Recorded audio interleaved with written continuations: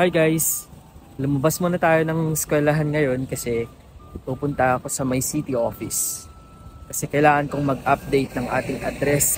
Very important yon na ma-notify sila.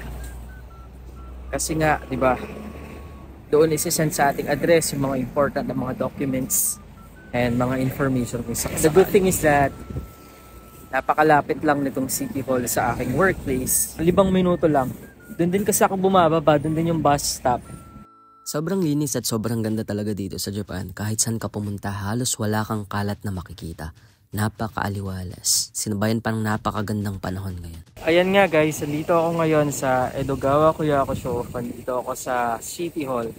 And yes, magpapalit lang tayo ng address. I-inform lang natin sila.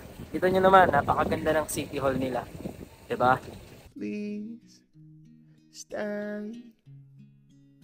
I want you, I need you, oh God.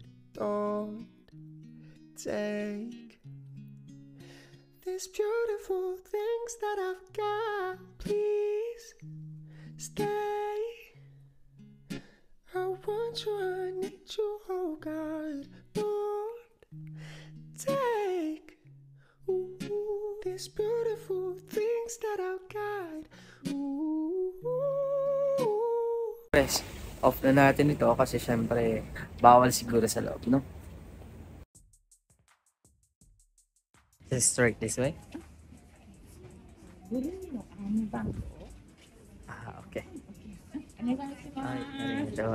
Mabuti na lang at may English version yung mga forms na kailangan mong i-fill out. Maraming mga tao sa mga oras na ito pero kahit ganun pa man, napaka-efficient pa rin ng mga workers dito sa city office. Ilang beses din tayong tinawag at ipapakita mo lang at i-verify nila yung mga documents. Meron silang mga staff na marunong mag-English kaya walang problema kahit hindi tayo marunong magsalita ng Nihongo. Tapos na tayo guys. And apparently, medyo napaaga yung punta ko. Dapat daw, after kong makalipat, saka ako mag-o-obtain ng change of address. Oo nga naman, it makes sense. Kaya lang kasi, sabi nung ibang mga kabayan natin dito, dapat daw bago pa makalipat magpaalam na dito sa City Hall. Apparently, the information was false. So, pag after mo nalilipat, doon ka nila ipaprocess. Doon nila papalitan yung address mo sa iyong residence card.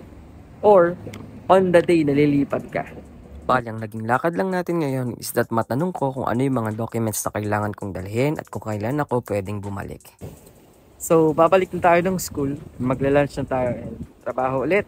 Para sa documents, kailangan lang natin ng ating residence card at syempre ng ating My Number card. Importante din na dapat alam mo yung 4 na digit na PIN number na inilagay mo sa iyong My Number card noon. At dahil hindi nga makakapunta si Mami Shai at si Ate Iya, ako na ang nagdala ng kanilang residence card at ng kanilang My Number card. Bumalik ako sa araw ng Lunes at eto na nga ang ating bago at updated na residence card at My Number card.